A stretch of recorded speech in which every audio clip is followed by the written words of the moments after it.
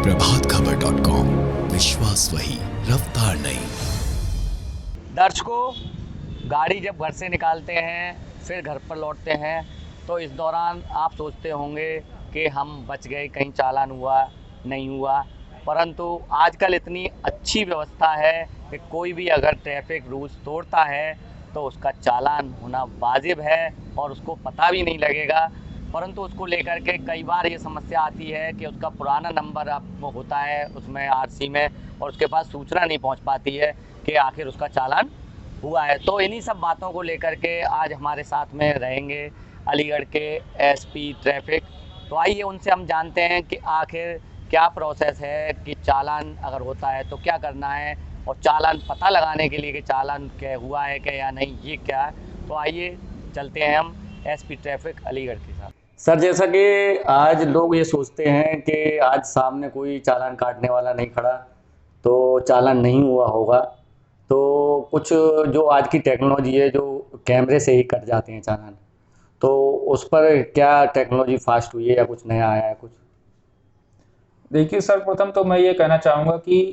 केवल चालान के डर से या हमारा कांस्टेबल, हेड कांस्टेबल, हमारे पुलिस के अधिकारी कोई चौराहे पर मौजूद हैं और तभी हम नियमों का पालन कर रहे हैं अन्यथा ना करें, ये कतई उचित नहीं है। हमें लगातार यातायात नियमों का पालन करना चाहिए। ये हमें सुरक्षित सफर और सुरक्षित यात्रा हमें उपलब्ध कराते हैं। सड़क सुरक्षा बहुत जरूरी है, इसके लिए यातायात नियमों का पालन करना चाहिए। यदि आप सोच रहे होंगे कि हमारे कर्मचारी मौजूद नहीं है और यातायात नियमों को तोड़ करके बच जाएंगे, तो वो भी संभव नहीं है। ये अलीगढ़ स्मार्ट सिटी है और यहाँ पे सभी चौराहों पे हमारे कैमरे लगे हुए हैं जिनकी निगरानी हमारे इंटीग्रेटेड कमांड सेंटर जो हमारा बना हुआ है वहाँ से 24 घंटे होती रहती है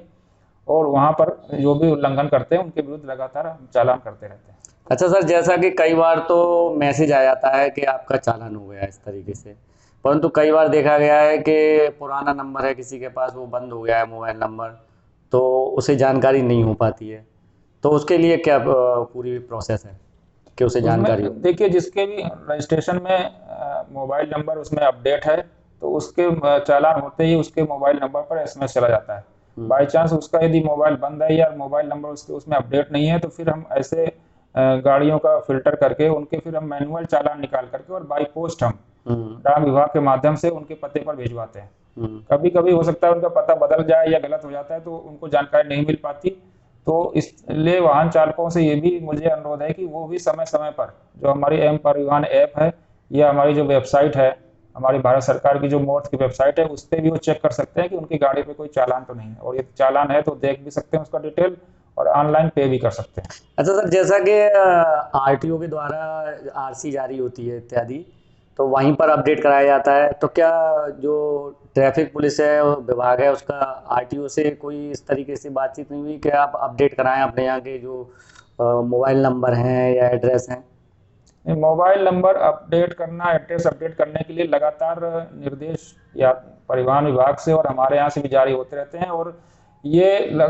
ऑनलाइन व्यवस्था है परिवहन विभाग की तरफ से। आप ऑनलाइन उनकी वेबसाइट पे परिवहन विभाग में जा करके अपने गाड़ी में एड्रेस, मोबाइल नंबर आप कभी भी अपडेट कर सकते हैं। तो यदि वाहन स्वामी चाहे तो अपना मोबाइल नंबर और अपना पते को उसमें ऑनलाइन अपडेट कर सकता है, उसमें किसी भी ऑफिस में उसको जाने की जरूरत नहीं है, सारी प्रक्रिया ऑनलाइन है। अच्छा सर, जैसे कि किसी का अगर चालान होता है तो ऑनलाइन दिखने लग जाता है, तो कितना समय होता है उसमें दिया हुआ कि ये कोर्ट में पहुंच जाएगा, फिर उसके बाद वहां से उसको डिस्पोजल कराना होगा, इसकी क्या प्रक्रिया है, कितना समय लेते हैं लोग? इसका देखिए, ये ऑनलाइन है। जब चालान के बाद पहले हमारे स्तर पर रहता है पेंडिंग, उसमें कुछ समय रहता है जमा करने का, उसके बाद वो ऑटोमेटिक वी कोड एक बन गया है, वर्चुअल कोड इनके लिए जो मोटर व्हीकल एक्ट के चालानों के निस्तारण के लिए, चूंकि बहुत ज्यादा संख्या में हो रहे हैं, सामान्य कोड में उनका निस्तारण हो नहीं पाता है,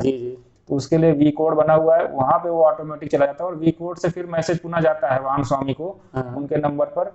कि आपका ये चालान था और अब ये जुर्माना न्यायालय ने नियत किया है, आप उसको जमा करना चाहें तो जमा करें। ऑनलाइन वो भी जमा कर सकते हैं। तो और जब वी कोड में भी नहीं जमा करेंगे आप उस मैसेज के बाद भी, तो फिर वो सामान्य कोड में जाएगा और फिर वहां से नोटिस जारी होगी और फिर उसमें कानूनी कार्रवाई आपके विरुद्ध शुरू होगी। अच्छा, लोक अदालत के माध्यम से भी ये चालान शायद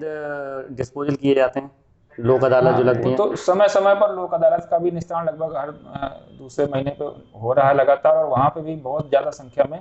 इस तरह के चालान मोटर व्हीकल एक्ट के निस्तारित हो रहे हैं और उस पर भी आप जा करके और वहाँ पे भी तत्काल आप अपने निस्तारण करा सकते हैं। अच्छा सर, अंतिम सवाल कि जैसे कि किसी का गलत चालान हो गया है, यानी कि जैसे कई बार देखने को आता है कि गाड़ी घर पर है और उसका चालान कट गया, या इसी तरीके का अगर और कोई गलत होते हैं